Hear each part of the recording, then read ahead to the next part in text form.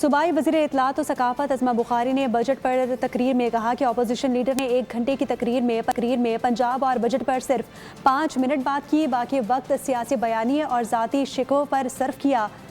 خیبر پختونخوا حکومت کی 12 سالہ کارکردگی، ضلع تباہی اور وسیم اکرم پلس جیسے دعووں کا اپنی تقریر میں کوئی ذکر نہیں کیا گیا۔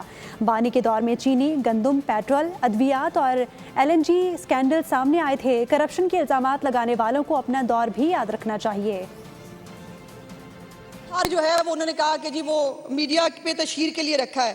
اب پھر میں موصوف سے ثبوت مانگوں گی۔ مزے کی بات یہ ہے کہ یہ فگر یہ جس شخص سے لے کے آیا اس کو صبح دوپہر شام گالیاں دیتے ہیں۔